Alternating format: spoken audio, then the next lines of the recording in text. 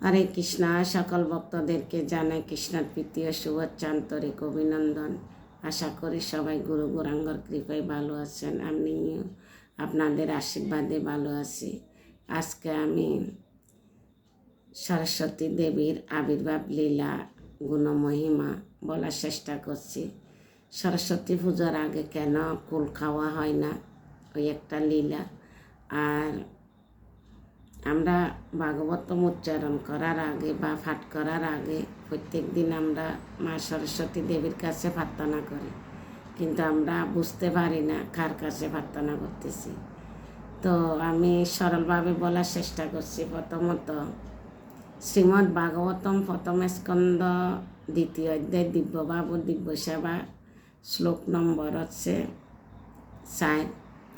নারায়ণং নমস্কৃত্যং নরং চৈব নরোত্তমং দেবীং সরস্বতী ব্যাসং ততো জয়মুদীরয়ে। সংসার বিজয়ী গ্রন্থ শ্রীমদ্ ভাগবতম উচ্চারণ করার পূর্বে পরমেশ্বর ভগবান নারায়ণ, সর্বশ্রেষ্ঠ মানুষ নর নারায়ণ, ঋষি নামক ভাগবত অবতার বিদ্যাদেবী সরস্বতী এবং ব্যাসদেবকে আমি আমার সশ্রদ্ধ প্রণতি নিবেদন করি।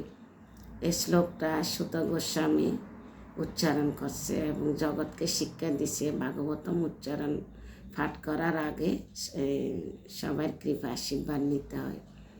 তো এটি একটা কারণ। আর সংসার বিজয়ী গ্রন্থ শ্রীমদ্ ভাগবতম আমরা যদি রোজ পাঠ করি তাহলে আমাদের কি হবে?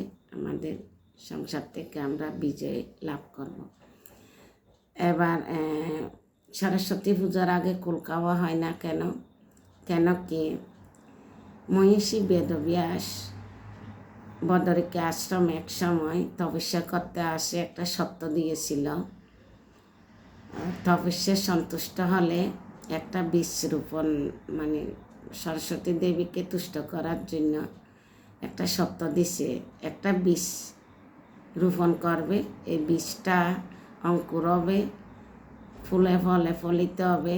এই ফল ফাঁকি যখন মাথার উপর পড়বে তখন মনে করবে ব্যাসদেবের তপস্যা সফল হয়েছে, তো বা পূর্ণ হয়েছে। তখন ব্যাসদেব তপস্যা শুরু করার আগে একটা বড়ই বা কুল বীজই রোপণ করছে। এটা রোপণ করে তপস্যা শুরু করছে। এই বীজটা অঙ্কুর হয়েছে, তার ধীরে ধীরে গাছের থেকে পাতা, ফুল এবং কুল আসছে। কুল যখন আসছে ফাঁকছে, ফাঁকি বড় হয়েছে, তারা ফাঁকছে, ফাঁকার পরে ব্যাসদেবের মাথায় পড়ছে। তখন দিনটা ছিল মাঘ মাসে শুক্লপক্ষে পঞ্চমী তিথি। ওই তিথির দিন ব্যাসদেবের তপস্যা সফল হয়েছিল। তাই সরস্বতী পুজো, ওই দিন সরস্বতী পূজা এবং সরস্বতী দেবীকে তুষ্ট করছে বা সন্তুষ্ট করছে। আর ব্যাসদেবের মাথায় ওই দিন কুল ফাঁকি পড়ছে, তাই ওনার তপস্যা সফল হয়েছে বা পূর্ণ হয়েছে। সেজন্য সরস্বতী দেবীকে কুল নিবেদন করার আগে কেউ খায় না। যারা লেখাপড়া করে, আমরা ভক্তরা বা যারা বড়জন, অনেকে খায়, অনেকে খায় না, কিন্তু আমরা জানতাম না কেন খায় না। তো এখন ভাগবত পড়ে জানতে পারলাম সরস্বতী দেবীর গুণমহিমা। তো এটা গেল, আমরা প্রার্থনা শ্লোক গেল। এখন এটা হয়েছে যে কেন কুল খায় না। আর কুলের আরেক নাম হচ্ছে বদ্রী। বদরি স্থানে, যে স্থানে ব্যাসদেব তপস্যা করছে বদরি, ওই স্থানের সাথে যুক্ত হয়ে নাম হলো বদরিকা আশ্রম। তো ব্যাসদেব এই বদরিকা আশ্রমে বসে তপস্যা করছিল। তপস্যায় সরস্বতী দেবী সন্তুষ্ট হয়েছে এবং এই কুল মাথার উপর পড়ছে।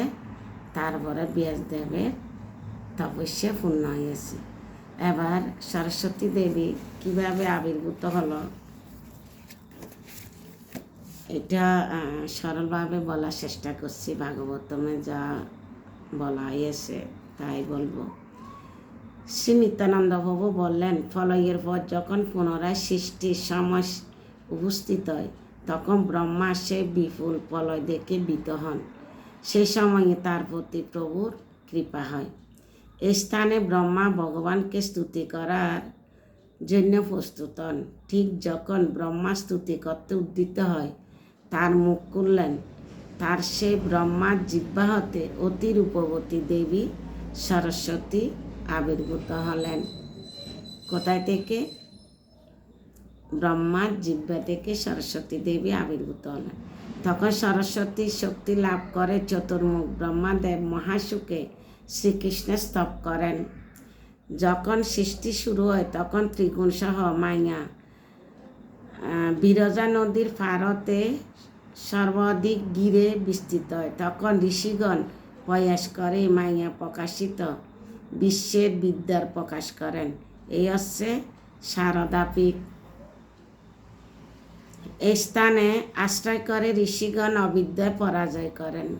যে স্থানে সরস্বতী দেবী আবির্ভূত হয়েছে ওই স্থানে ৬৬ রকমের বিদ্যার পাঠ গ্রহণ করে ঋষিগণ ধরাতলে স্থানে স্থানে বিদ্যা প্রচার করেন।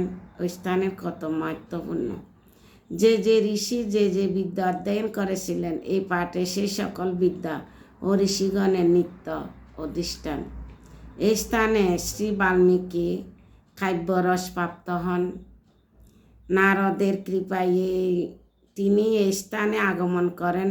ধন্বন্তরী এইখানে এসে আয়ুর্বেদ প্রাপ্ত হন। বিশ্বমিত্র আদি ঋষিগণ এখান থেকে ধনুর্বিদ্যা শিক্ষা যান, যেখানে সরস্বতী দেবী আবির্ভূত হয়েছেন।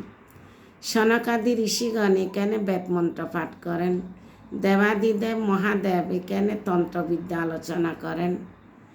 এই স্থানে ঋষিগণের প্রার্থনায় ব্রহ্মা ৪ মুখ হতে ৪ বেদ প্রকাশিত হয়। ৪টি বেদ, ঋগ্বেদ, সামবেদ, যজুর্বেদ, অথর্ববেদ ব্রহ্মা ৪ মুখ থেকে প্রকাশিত হয়েছে।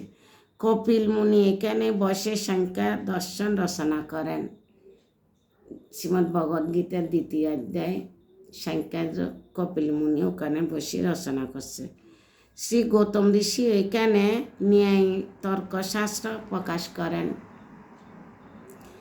কনাদ মুনি এখানে বসে দিগ দর্শন প্রকাশ করেন। পতঞ্জলি ঋষি ওখানে যোগশাস্ত্র প্রকাশ করেন। জৈমিনী এখানে রচনা করেন মীমাংসা শাস্ত্র। ঋষি বেদব্যাস এখানে পুনরাদি প্রকাশ করেন। নারদাজি পঞ্চজন ঋষি এখানে পঞ্চরাত্রি গ্রন্থ প্রকাশ করেন। জীবগণকে ভগবৎ শাস্ত্র শিক্ষা দেন। এ সমস্ত দর্শন এখানে প্রকাশিত হয় এবং তারপর সাধারণ মানুষকে শিক্ষা দেওয়ার জন্য। এই হলো সরস্বতী দেবীর আবির্ভাব লীলা। এবং সরস্বতী পূজার আগে কেন কুল খাওয়া হয় না? আর সরস্বতী দেবীকে আমরা প্রত্যেকদিন প্রার্থনা করি, তো আমরা আজও জানতে পারি না কার কাছে প্রার্থনা করে আমরা ভাগবতম শুরু করি। তো লীলাটা শেষ পর্যন্ত শ্রবণ করবেন। যদি ভালো লাগে লাইক করবেন, শেয়ার করবেন অন্যদেরকে, যাতে অন্যরা জানতে পারে। আর আমাকে উৎসাহিত করার জন্য আপনাদেরকে অসংখ্য অসংখ্য ধন্যবাদ। শেয়ার করে যেন অন্যরা শ্রবণ করার সুযোগ করে দেন, এতে আপনাদেরও মঙ্গল। অনেকে জানে না সরস্বতী পূজার আগে কেন কুল খায় না। আমরাও জানতাম না। আমরা তো মারা বলছে না খেতে, তা খাইনি। কিন্তু এখন ভাগবতে জানতে পারছি রহস্যটাকে। আজকে এতটুকু, ভুল ত্রুটি মার্জনা করবেন। যদি ইউটিউব থেকে দেখে থাকেন লাইক এবং সাবস্ক্রাইব, যদি নতুন হয়ে থাকেন সাবস্ক্রাইব করবেন। আর আমাকে কৃপা আশীর্বাদ করবেন, আমি যেন রোজ রোজ নতুন নতুন ভিডিও আপনাদেরকে শোনাতে পারি। হরে কৃষ্ণ, সবাইকে প্রণাম।